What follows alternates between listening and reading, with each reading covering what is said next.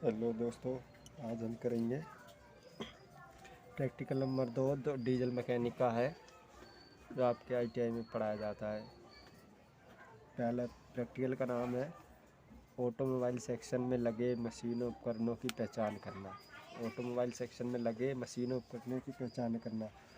आप जब नए नए जाएंगे आईटीआई में तो आपको पहले वर्कशॉप में ले जाया जाएगा। वहाँ पे मशीनें क्या काम करती हैं, क्या नहीं, इसको सब देखना होता है।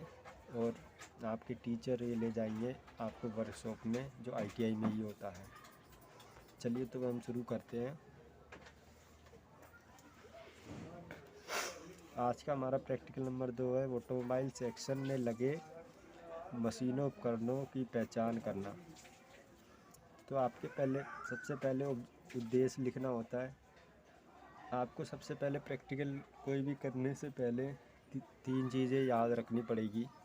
जैसे है, मान लो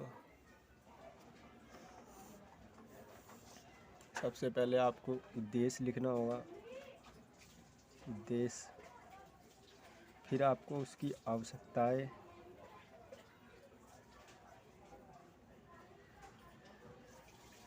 फिर विधि, फिर उसमें कार्य कैसे करता है, वो तो इसी में ही आ गया। और उसके बाद आपको सावधानियां लिखनी होती है कि क्या करे क्या ना करे। चलिए तो फिर शुरू करते हैं।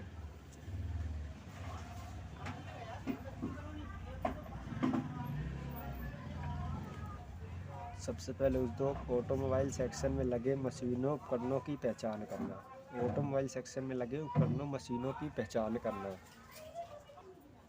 इसमें आपको क्या करना है, पहले तो वही उद्देश्य आपका यही वाला हो जाता है। फिर आवश्यकता है, आपको कौन कौन सी चीज़ चाहिए, औजार।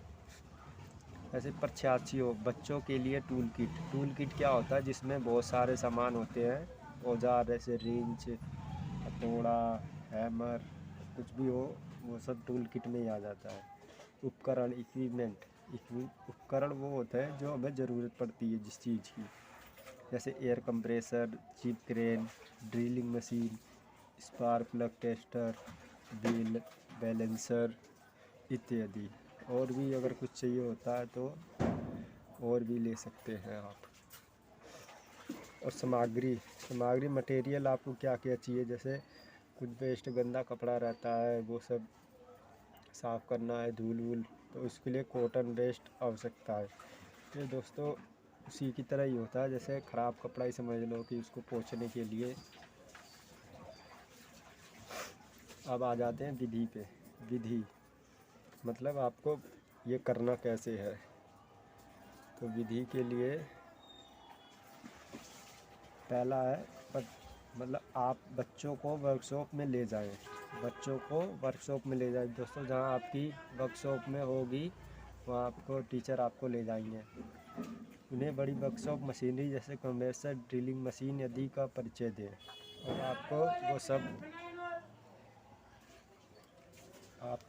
कंप्रेसर उन्हें बड़ी वर्कशॉप मशीनरी जैसे कंप्रेसर, ड्रिलिंग मशीन आदि का परिचय दीजिए। आपके टीचर रह जाएंगे, आपको वहाँ पे बताएंगे कि ये कंप्रेसर है, ये व्हील बैलेंसर है, ये जिप क्रेन है, ये सब आपको ध्यान में रखना होगा। तीसरा पॉइंट है, कंप्रेसर और एयर रिलीजर की संरचना विशेषताओं की व्याख्या कीजिए। आपके टीचर बताएंगे कंप्रेसर कैसे काम करता है, क्या उसकी खासियत है, किस चीज़ से बना होता है, ये सब। चौथा है, कंप्रेस्ड एयर के उपयोग, उनके अनुप्रयोगों का वर्णन कीजिए। अब ये दोस्तों बहुत इम्पोर्टेंट, कंप्रेस एयर। जैसे दोस्तों आप कंप्रेस एयर अगर किसी के हाथ में ना मार दें, क्योंकि बहुत ज़्यादा वो होगा तो हाथ भी कट सकता है इससे, तो इसका ध्यान रखें। व्हील एलिमेंट का महत्व का प्रदर्शन दीजिए। 6 है, ड्रिल बेंच मशीन या पिलर व्हील मशीन के बारे में समझाइए। यह भी बताइए कि व्हील बैलेंसर मशीन की आवश्यकता क्यों होती है। 8वां पॉइंट है, स्पार्क प्लग टेस्टर की घटनाओं की जानकारी दें। 9वां पॉइंट है, एक स्पार्क प्लग में गैप घटनाओं की जानकारी दें। और 10वां पॉइंट है दोस्तों, डिस्प्ले चार्टों के द्वारा एक वर्कशॉप के सभी उपकरणों की विशेषताओं का विवरण कीजिए। ये तो होगी दोस्तों हमारे प्रोसीजर मतलब विधि, कौन सी क्या क्या करना है। अब हम आते हैं अपने मशीनों पे, जो मशीन है इक्विपमेंट है उस पे आते हैं। पहले नंबर पे हमारा कंप्रेसर। तो कंप्रेसर क्या होता है? यह एक ऐसा उपकरण है जो एयर होसेस के माध्यम से कंप्रेस्ड एयर आवश्यकता दबाव उत्पादित करता है। ये देखिए दोस्तों कंप्रेसर एयर की फ़ोटो, ये कंप्रेसर एयर की फ़ोटो हमारे पास। ये रहा कंप्रेसर एयर, इसे ये हमारा एयर टैंक, ये पॉइंट है हमारा। ये दोस्तों हमारा कंट्रोल वो, ये फिल्टर जो एयर को फ़िल्टर करता है, ये है कंप्रेसर, ये है प्रेशर वॉश। इसमें दोस्तों हर एक का अपना काम होता है। जैसे ये ड्रेन प्लग है, इसको मान लो कोई कचरा उचरा आ गया या पानी आ गया या हवा निकालनी है हमें, तो इससे हम निकाल सकते हैं। ये ड्रेन प्लग रहता है। ये दोस्तों ये हमें खड़े करने के लिए दिया रहता है। और ये कंट्रोल वॉल्व, इससे दोस्तों हम कंट्रोल कर सकते हैं कितनी हवा निकालनी है कितनी नहीं। और इसमें प्रेशर गेज है। ये प्रेशर गेज ये बताता है कि कितना हवा आ गई है इसके अंदर और कितना प्रेशर है। दोस्तों ये कंप्रेसर है, इससे हवा आती है कंप्रेस करके। और ये फ़िल्टर है, फ़िल्टर और ड्रेनर। फ़िल्टर क्या करता है कि हमारे हवा को शुद्ध करता है, जो हवा में धूल कण होते हैं उसको। तो समझ गए होंगे आप। तो चलिए फिर जिप क्रेन, दूसरा आ जाता है हमारा जिप क्रेन। जिप क्रेन क्या होता है? शॉप फ्लोर में कुछ वस्तुओं को एक स्थान से दूसरे स्थान तक ले जाने के लिए जिप क्रेन का प्रयोग किया जाता है। जिप क्रेन दोस्तों ऐसे होता है, ये जिप क्रेन है। मान लो ये पहिए हैं, उसके ये हैंडल है, ये भी पहिया है। यहाँ पे आपको उठाना है, कुंडा बना रहता है, उससे आपको उठा के मशीनों में, जैसे इंजन विंजन ले जाना होता है आपको, इंजन हो गया, भारी सामान हो गया जो उठा नहीं सकते आप, उसको आप इसकी मदद से ले जा सकते हैं। ठीक है दोस्तों, चलिए फिर आगे।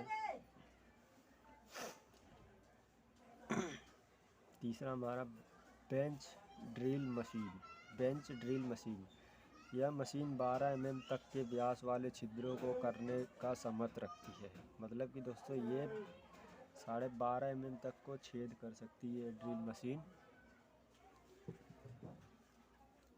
ड्रिल को चेक में या मशीन स्पिंडल के टेपेड होल में सीधे फिट किया जाता है। और ड्रिल जो होता है वो स्पिंडल या मशीन टेपेड होल में सीधे फिट किया जाता है।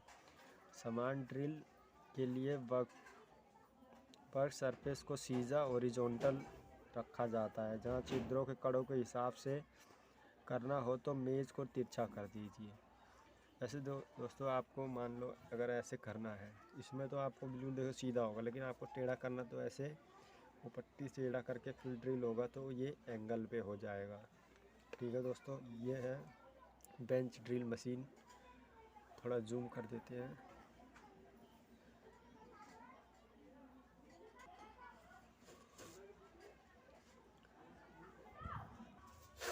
ये है दोस्तों bench drill machine. Bench drill machine क्या काम करता है कि आपको किसी जॉब में छेद करना हो, ये आपके बेंच पे एक स्थायी जगह रखा होता है। ये आपको जैसे जॉब पे छेद करना हो किसी का, ये हैंडल है दोस्तों, इसको आप ऐसे घुमाओगे क्लॉकवाइज तो आपका ये नीचे आएगा, तो जिससे छेद हो जाएगा। इस पर आपको जॉब रखनी होती है। और ये मोटर है जो चलाती है इनके, ये बेल्ट कवर है दोस्तों। ये इसका ये है कि ये आप ऊपर नीचे कर सकते हो। और ये आपका बेस है जिस पे आप नीचे फिट करते हैं। ठीक है दोस्तों, चलिए तो फिर अगला करते हैं।